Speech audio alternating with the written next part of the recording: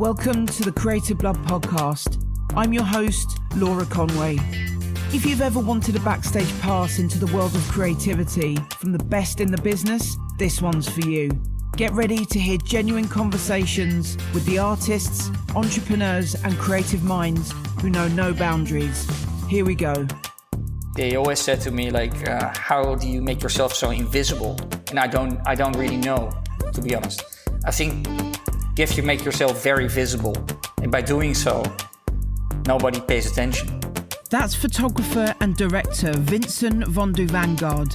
And this episode is a celebration of an artist's nuances and a masterclass in creative integrity.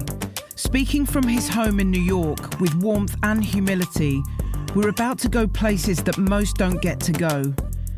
Vincent's photographs and films have been collected and exhibited by museums and galleries worldwide.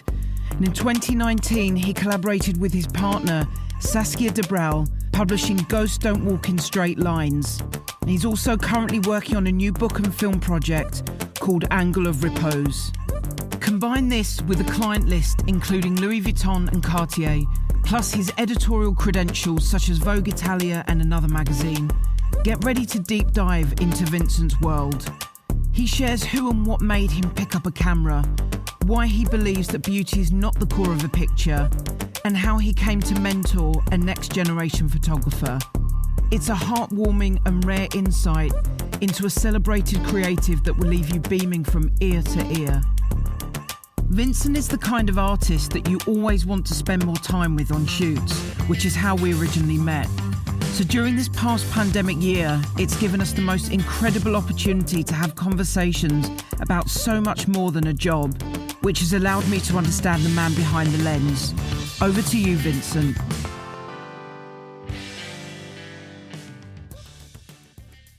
I set out to become a violinist, not to become a photographer.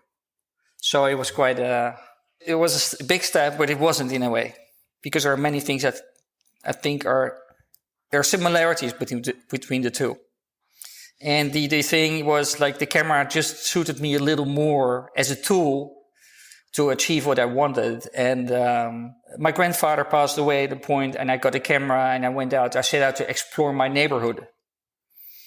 And that sort of really captivated me. I could venture out and look at different things. And I could even get to places where no one else could because I was carrying the camera.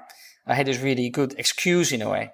I don't really think that has really changed. It's the same thing right now. It didn't change. Of course, other things changed. Your knowledge kind of maybe in a certain way expands, but you lose certain things at the same time. So you win a little bit, you lose a little bit. But essentially, that's what I still do. That's really the main point of departure. Your interest was in war photographers and war photography. Yes.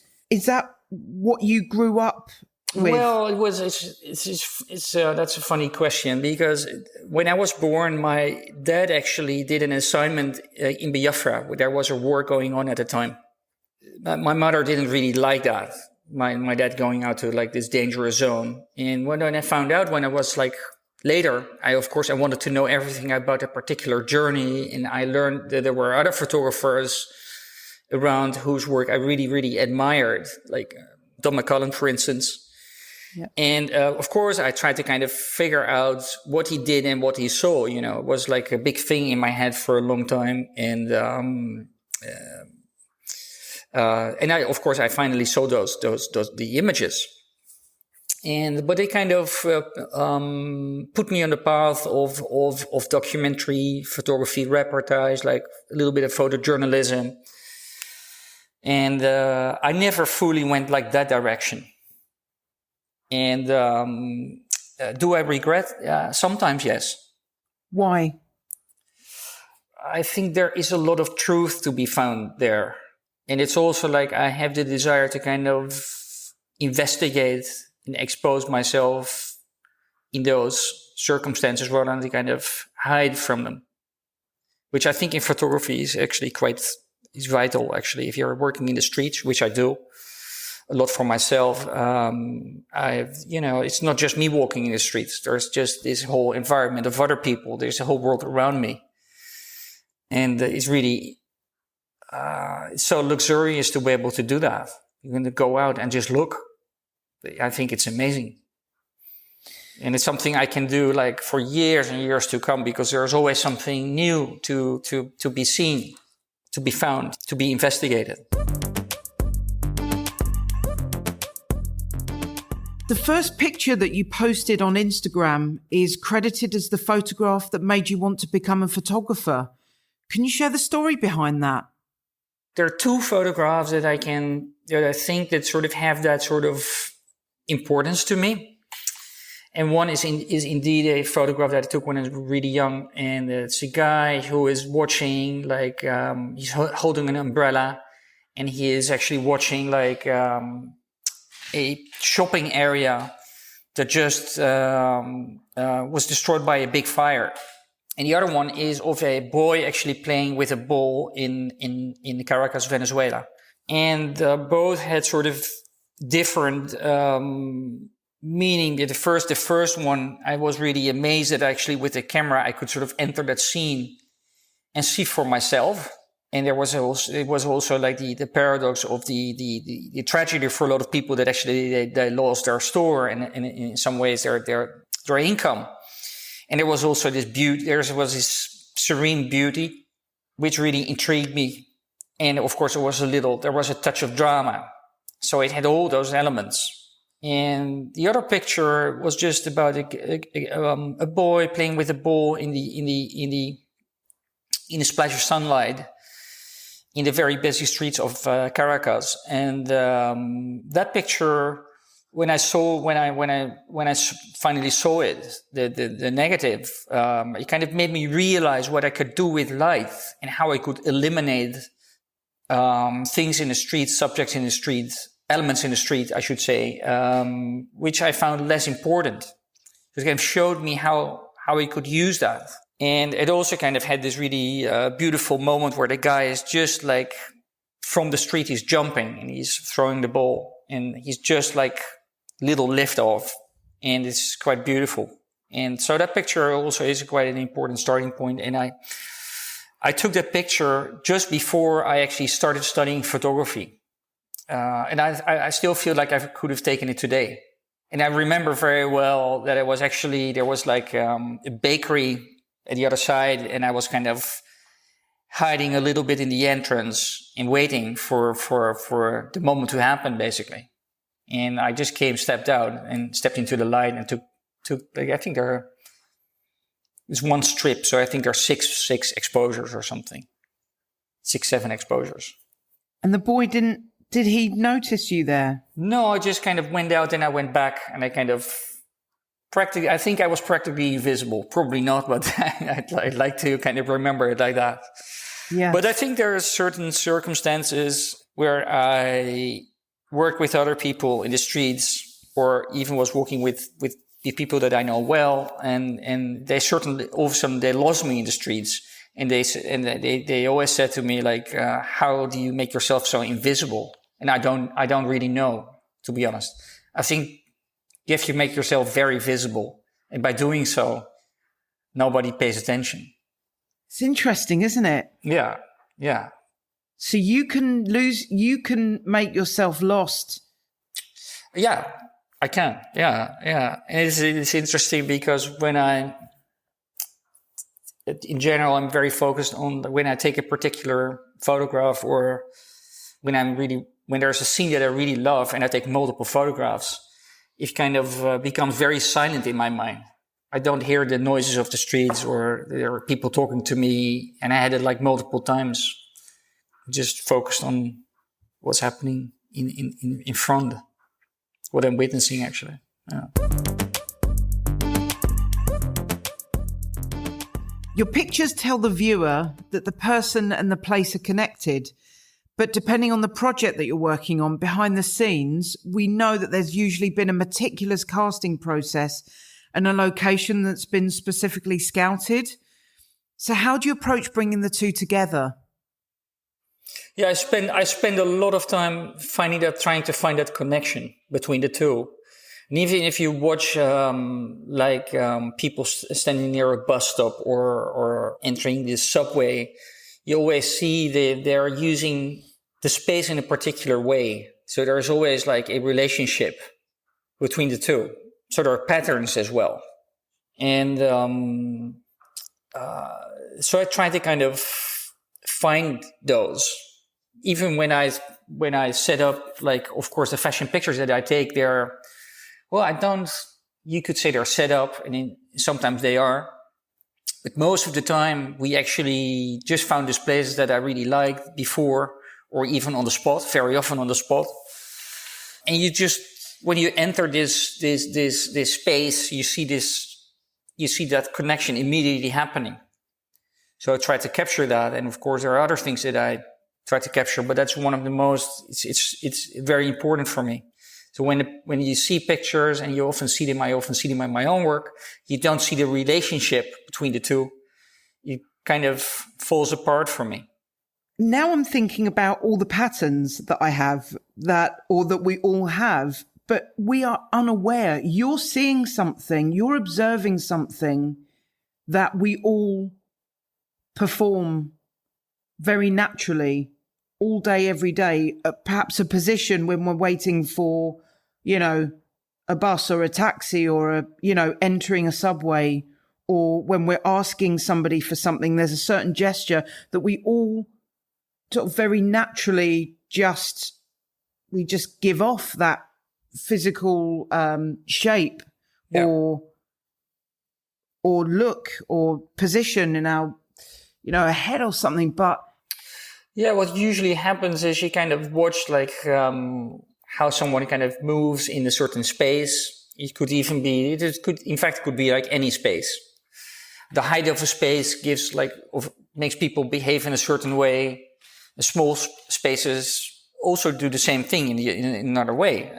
So you look at those and kind of you see things, but then things happen which are a little bit out of the ordinary. That's quite intriguing always. Creative Blood has been fortunate enough to work with you and your partner Saskia on the same shoot. And of course, you've collaborated many times. And there's a wonderful connection that we see with you both. And I was wondering what that's like for you. Well, I mean, it's something that kind of gradually developed. And of course, it kind of, because you know the person so well. And when you pick up the camera, you don't look at the obvious things. And in any photograph or in any fashion photograph, and I think a lot of people probably disagree with me, but beauty is not the core of the picture. It never really is, So if there's no story or a remnant of a story or like a little sentence or something that kind of sparks your imagination, there's really nothing. So then it's just pure form, which is in itself it's pretty void, And of course, I know Saskia so well, and we've collaborated over the years in quite a few projects, and some of them, of course, like where I was only photographing Saskia, and we did another project like Ghosts Don't Walk in Straight Lines, which became a book and a film, where I also did photograph Saskia, but we actually worked on many other aspects of that project together. So that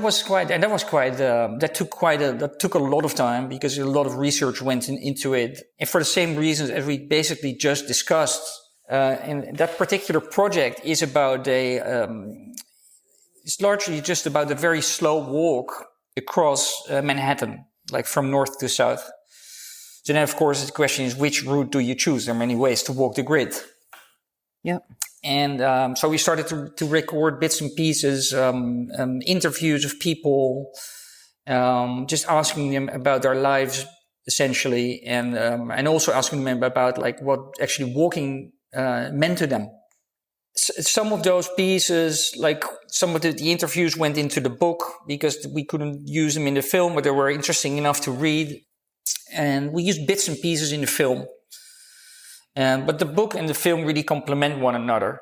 And Saskia has like a little more of a conceptual approach than I do. And so we brought the two together, and it's probably also changed the kind of pictures which are in the book like a little bit, in a good way. It kind of opened me up to look another little bit of a different way. It's good, you know. I love to collaborate with people, and if you have a different set of ideas, you have a much bigger universe of ideas together.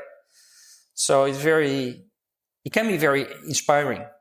And unfortunately, in many of the fashion stories that I do, you have a very limited time span that you work together.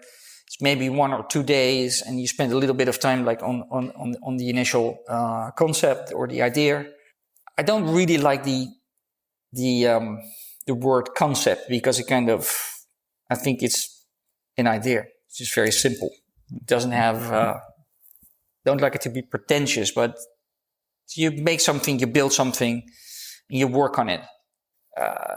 In the best possible way, you kind of have like some images that have that sort of surprise in them.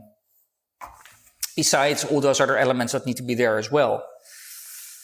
But ultimately, it's the image that speaks. And I hope some people enjoy that. I was wondering, like, who's your marker? Who's your toughest critic? For feedback. It's a good question. I think my toughest critic at the moment is probably my partner. And of course, there are some other friends, photographers that I share my work with. We talk in a very open way, you know, because it's not, you don't want to hear it's like nice and good, you know. It's good to hear like when someone says, I don't get it at all. Yeah. But it's difficult to find those people. It takes time to kind of look into a project and really kind of someone else wants to talk about it or wants to share like, you know, criticism, and it takes time. So it's not easy to find those people. I feel like it's a very trusted relationship to be able to give feedback that can be received as a challenge for the recipient. Because when you create something, you're exposing yourself, you're exposing your observation, you're exposing a truth. Well, you know, I think like I get a lot of reactions sometimes from just people that I don't know. Like who've seen pictures, they send me a text or like an email, or I get an email via my agency. And it's really great to get it, because it kind of makes you understand that your pictures actually land somewhere. Someone is really looking at them. And you get a lot of different questions. And I think it's really interesting. And that's for me it's very important actually, that just anyone looking at those pictures, what does it do to you? It's not, if you talk to photographers, you get a different kind of criticism. It's not necessarily what you need all the time. Sometimes you do. Of course. Yeah. Yeah. And I have a friend of mine who is a musician, is a jazz musician. He's quite a well-known jazz musician. His name is Jeff Lorber. And I've always been a big fan of his music. And I was happy enough to kind of meet him in the early 2000s. And at one point I was shooting in New Mexico. And he said, why don't you come and say hi? I'm in Los Angeles. And it was so, I thought, yes, why not? So I flew over, and I'd never met him like in person. And he just invited me, and I stayed at his home. And for the first time, I was really aware. I could sort of observe like firsthand how he kind of made his music. And one of the things that really impressed me was like at 5 a.m. in the morning, there was already something to listen to. So I woke up like by 6 and I could listen to the new music with coffee. And I was like, wow, that's really amazing. It just starts to work at 4:30. And so we have this exchange. So he sends me all the music and I send him pictures. And it's not necessarily all the time that we kind of talk about like what is what's in the music or in the picture, but we talk about all those things surrounding it. And it gives me a lot of good perspective. And sometimes it's really, and sometimes very constructive, very, very, very good. Sometimes it's very practical. And it's very good. So I really enjoy that a lot. You're smiling when you're talking about it. It sounds like a really great friendship. Yeah, it's also like mutual, because I kind of, when I received the music and he sent me over this WeTransfer, realized that he's been working so hard. It kind of really inspires me. It's like, wow, I can't believe it. How does it work?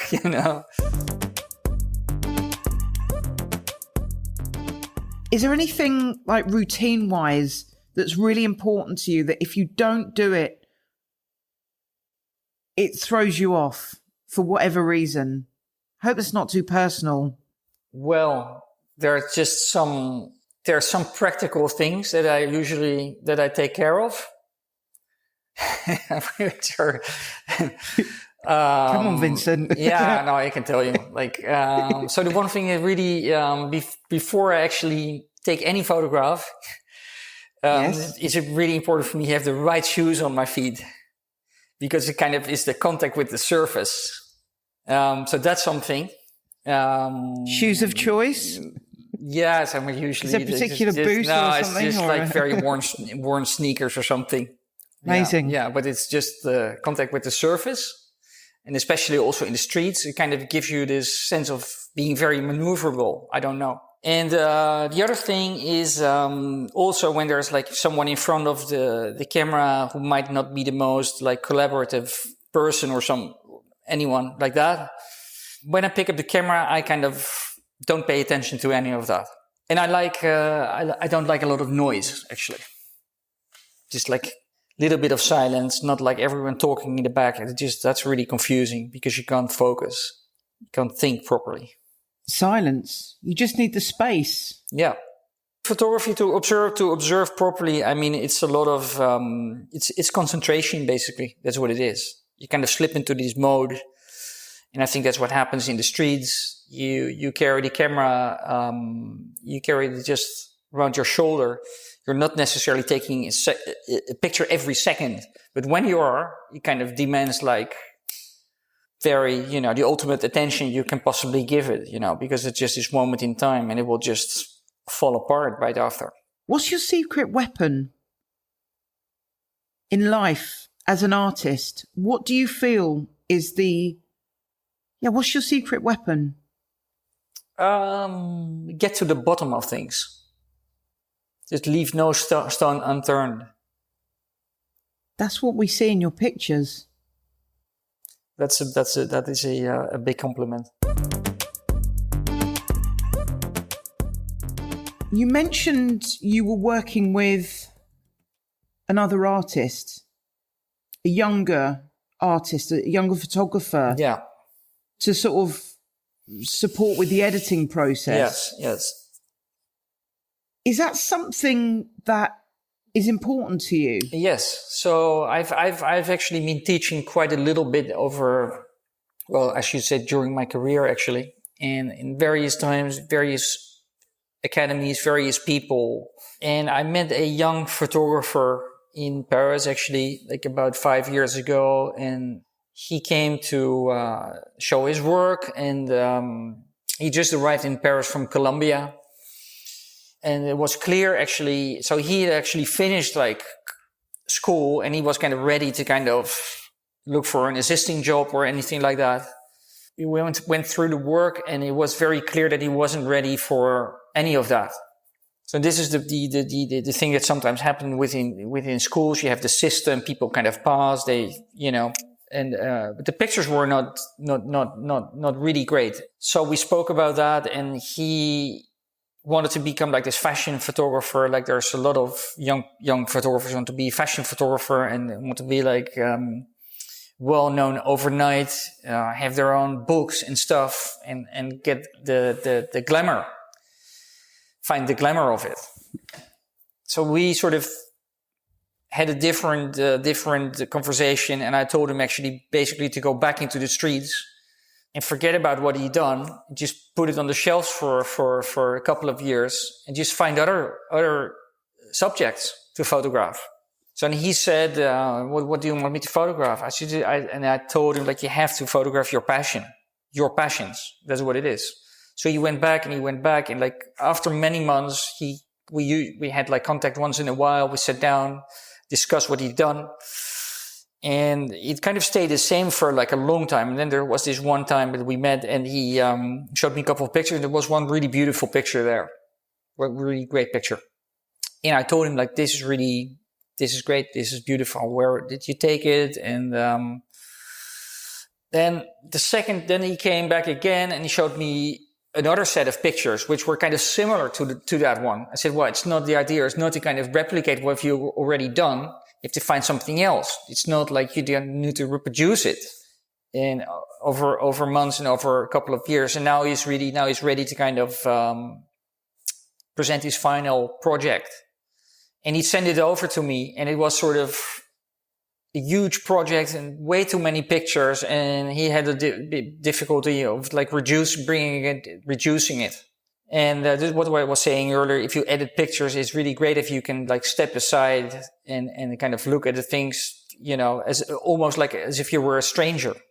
That's what I try to do with my own pictures. And so that's what I'm doing. I'm trying to help him out to kind of reduce it. And it's not just about reducing, but to kind of how to kind of build the narrative, improve the narrative of the book. Actually, he did a book, so we're working on that. But I've done it with a lot of photographers. We build our portfolios, talk about the pictures, maybe also about the fact that if you even want to become like a fashion photographer, don't only put fashion pictures in your book, you know. There's so many other things to do. And I think it's really important to show potential clients different kind of pictures in order to give them other ideas, you know, which you might use eventually for other purposes. But I think it's really important. And I think good photography in general, they can look at many different subjects, but it will remain the same vision, the same eye looking at those subjects, you know. And some photographers that I really admire, they've worked in different fields, and I'm always fascinated to look at all their work, not a particular type of picture, but just to get the scope of what they've been doing, and that's really interesting to me. Why did you choose him out of interest? What was it about him? Yeah, it was a good question. So we sat down in a cafe which is very near the Louvre, which is called Le Fumoir. And I told him, why did you come to Paris? What did you bring? What brought you to Paris? And I was kind of trying to kind of tell him, like, just take pictures for your own pleasure. Don't think about becoming like a fashion photographer, because it's another thing. First, you know, fix the pictures. Show us something that's really solid and interesting. And I also did ask him, like, are you sure you really want to become a photographer? Because it's like it's a lifelong journey. You kind of have to adjust things once in a while, you know. You have to kind of stay fresh. It's not you kind of once it's not you establish yourself and then you're done, you know. So I told him, like, it's a lifelong journey basically. And then he said to me, and I will never forget, he said to me, like, you know, Vincent, when you leave your family and your girlfriend behind in Colombia, you really want to become a photographer. So that sort of I got the message loud and clear. And, and so we stayed in touch and over time we still talk, and now I'm just helping out to kind of make him like finish the project in like a good way. And we started to collaborate with a graphic designer whom I proposed to him. So just to make sure that the project will become like a worthy, you know, strong project. And it just needs a little kick to kick it up, like a little notch. I myself had when I was studying photography at the academy, at one point had a teacher who said, I just asked him at one point, like, can I just go out and shoot? And then he said, yeah, you can go out whenever you want to shoot, if only you bring back some pictures to show me. So it was great, really. So he left me to do that. Yeah. And he said, what do you want to do? That was how it kind of started. I said, I just want to wander around in the streets and take pictures. And he said, okay, go, but make sure you show me your pictures. So I would like every other week take like 2 pictures, maybe 1 picture, 3 pictures. There were never like 10 or 15 pictures. And over time, he kind of mentored me and we became very good friends when I'd left school. And when I had my very first big job, he actually invited me to become the photographer because he was the director of a commercial job. And so I was very lucky in that respect. I was very lucky. What was your first job? I did a big job for Peter Stuyvesant, which was like a cigarette brand from the Rothmans family corporation. And they hired me. I remember going down and I sat down in the corridor and I went up and showed my work, which was like all like pictures taken in the streets. And by the next week I got a call. They just called me and said, are you available to go to the Bahamas? And I was like in shock. Yeah. And so I went off and I worked a lot for these people eventually. And I was very fortunate in that respect. And on one of those trips, there was a great cameraman by the name of Ed Lachman, who would do like incredible movies later on, who became a really big Hollywood cameraman. And he was shooting and I learned really very much by watching him. And he would just like measure the light and take a couple of Polaroids and put those like on the windowsill. We were shooting like an incredible, beautiful hotel, which was like built in the 30s and just looked like a boat. It was made of aluminum. It was an amazing place. We put those Polaroids down and I looked at the Polaroids and I was like, geez, what am I doing here? This looks so good. Why don't you guys just use the Polaroids? But it was just taking those for measuring the light. And at night he would be still measuring the light at dinner. So just measuring the light by just guessing the light underneath like a chair or underneath the table. It was really, when I think of it, it was really strange. I just sat next to him. I was just measuring the light. So I just asked him, what are you doing? And he said, well, I'm just trying to guess the light. And he probably was very bored by the other people who were at the table, but it was amazing. It's funny, isn't it? All those moments, they're all clubbed together at a certain point and they paint the most perfect picture of actually all those elements brought together frame how you really fall in love with something. It ends up making perfect sense. It's not an accident that those things... No. That you remember those stories, because that intensity and that commitment to a craft is exactly what you bring. Well, I certainly hope that I've inherited some of that. And of course. I mean, yeah, it's incredible. It's absolutely incredible. You've got so many layers. Massive thank you. You've shared so much. It really means a lot. Thank you. Thank you. Thanks for joining us this week. If you like what you just heard, follow us, give us a review and send it to a friend. Say hello on socials at Creative Blood Agency and use the hashtag CreativeBloodPod. This episode was produced by Josie Coulter, engineered and mixed by Ben Beheshti, artwork designed by Sarah Thompson, music by Ben Tarrant Brown, and presented by me, Laura Conway.